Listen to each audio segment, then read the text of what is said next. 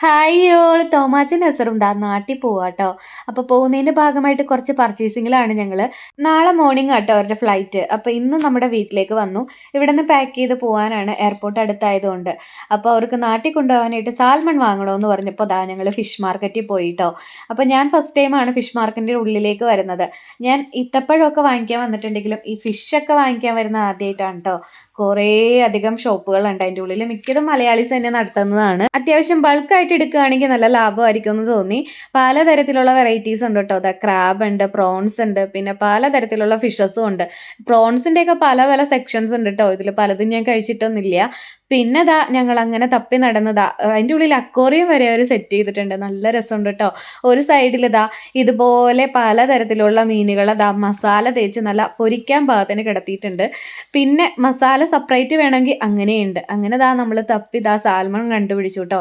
ഒരുവിധം ഫ്രഷ് നോക്കിയിട്ടാണ് നമ്മൾ എടുത്തത്, കാരണം നമുക്ക് നാട്ടിൽ കൊണ്ടുപോകാൻ വേണ്ടിയിട്ടാണല്ലോ.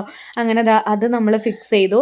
പിന്നെ ദാ നമ്മളത് ബില്ലൊക്കെ ചെയ്തിട്ട് അത് നമ്മൾക്ക് ഇനി കട്ട് ചെയ്ത് നല്ല അടിപൊളിയായിട്ട് വാക്വം ചെയ്ത് തരും കേട്ടോ അവർ, നാട്ടിൽ കൊണ്ടുപോകാൻ പാകത്തിന്. അപ്പോൾ ഈ ചേട്ടനാട്ടോ നമുക്കത് ക്ലീൻ ചെയ്ത് തന്നത്. വീഡിയോസൊക്കെ എടുക്കാനായിട്ട് അവർ നല്ല സപ്പോർട്ടീവ് ആയിരുന്നു. വീഡിയോസ് എടുത്തോ എന്നായിരുന്നു പറഞ്ഞുകൊണ്ടിരുന്നത്. പറഞ്ഞ നേരം കൊണ്ട് അത് ദാ ക്ലീൻ ചെയ്ത് കട്ട് ചെയ്ത് കഴിഞ്ഞു കേട്ടോ. നല്ല അടിപൊളിയായിട്ട് നല്ല കറക്റ്റ് പീസിൽ അവർ കട്ട് ചെയ്ത് തരും. ഇനി ഇവർ തന്നെ ഇത് പാക്ക് ചെയ്ത് തരും കേട്ടോ. പാക്കിംഗ് സെക്ഷൻ വേറെയാണ്, നമുക്കതിന് സെപ്പറേറ്റ് ബില്ലും കാര്യങ്ങളൊക്കെ വരുന്നുണ്ട്. അപ്പോൾ അതിനായിട്ട് ഇതാ അവർ പോയേക്കാണ്. അപ്പോൾ അതിനിടയിൽ നമ്മളിതാ ലോങ്സ്റ്റർ വാങ്ങിച്ചു കൊടുക്കാമെന്ന് കരുതിയിട്ടോ. എസർ ഇതുവരെ കഴിച്ചിട്ടില്ല. അപ്പോൾ എന്തായാലും ഇതൊരെണ്ണം വാങ്ങി നമ്മുടെ വക ഒരു ഗിഫ്റ്റ് പോലെ ചെയ്യാമെന്ന് കരുതിയിട്ടോ. അപ്പോൾ ഇനി അവൾ എപ്പോൾ വരുമോയെന്ന് അറിയില്ല തിരിച്ച്.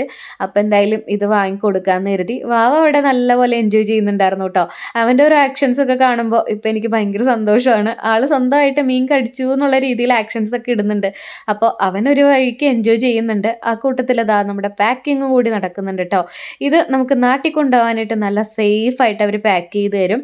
ഇങ്ങനെ നാട്ടിൽ ആരെങ്കിലും കൊണ്ടുപോകാനൊക്കെ താല്പര്യം ഉണ്ടെങ്കിൽ ഇതിനുള്ള സൗകര്യം ഇവിടെ ഉണ്ട് കേട്ടോ. അറിയാത്തവർക്ക് വേണ്ടി ഞാൻ ജസ്റ്റ് പറഞ്ഞു എന്ന് മാത്രമേ ഉള്ളൂ.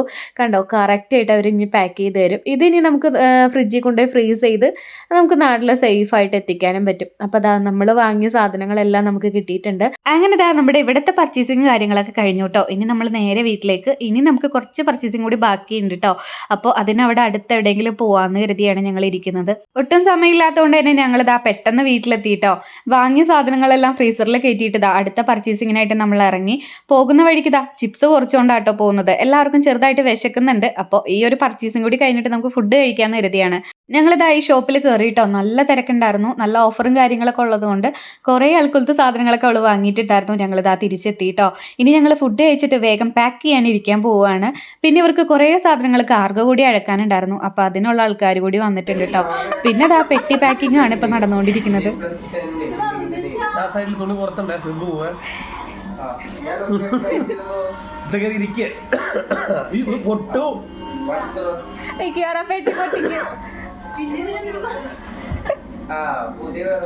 അങ്ങനെ തന്നെ നമ്മുടെ പാക്കിങ്ങും കാര്യങ്ങളൊക്കെ കഴിഞ്ഞ് ഞങ്ങൾ കുറച്ച് നേരം എല്ലാവരും ഉറങ്ങിയിട്ടോ. പിന്നെ ഞാൻ എണീറ്റ് വന്നപ്പോൾ ദാ കാണുന്നത് ഇവർ റെഡിയായി നിൽക്കുക കേട്ടോ. അങ്ങനെ ദാ ഇറങ്ങാറായിട്ടുണ്ട്. വേഗം പ്രാർത്ഥിച്ച് ദാ ഇറങ്ങുകയാണ്. രണ്ടുപേരും കൂടി ഒരുമിച്ച് പോകുന്നതുകൊണ്ട് വലിയ സങ്കടം ഉണ്ടായിരുന്നില്ല കേട്ടോ. എന്തായാലും ഒരുമിച്ചാണല്ലോ, ഒറ്റയ്ക്ക് പോകുമ്പോഴാണല്ലോ നമുക്കതിൻ്റെ വിഷമം ഉണ്ടാവുക. പിന്നെ ഇറങ്ങാൻ നേരത്തെ എനിക്കൊരു ചെറിയൊരു വിഷമം തോന്നിയിട്ടോ. കാരണം ഞങ്ങൾ ഒരുപാട് നാളത്തെ ഫ്രണ്ട്ഷിപ്പാണ് ഞങ്ങളുടെ. കുറച്ച് നാൾ അവൾ ഇവിടെ നിന്നിട്ടുണ്ടായിരുന്നു കേട്ടോ ഞങ്ങളുടെ ഒരുമിച്ച്. അപ്പോൾ അതിൻ്റെയൊക്കെ ഒരു ഇതൊക്കെ ആലോചിച്ചപ്പോൾ പിന്നെ നാട്ടിൽ പോയിട്ട് കുറേ കാര്യങ്ങൾ അവർക്ക് ചെയ്തു തീർക്കാനുണ്ട്. കുറേ കാര്യങ്ങൾ പ്ലാൻ ചെയ്തിട്ടാട്ടോ പോകുന്നത്. അപ്പോൾ എല്ലാം ഭംഗിയായിട്ട് നടക്കട്ടെ. അപ്പോൾ അടുത്തൊരു വീഡിയോ ആയിട്ട് കാണാം. എല്ലാവർക്കും ടാറ്റാ, ബൈ.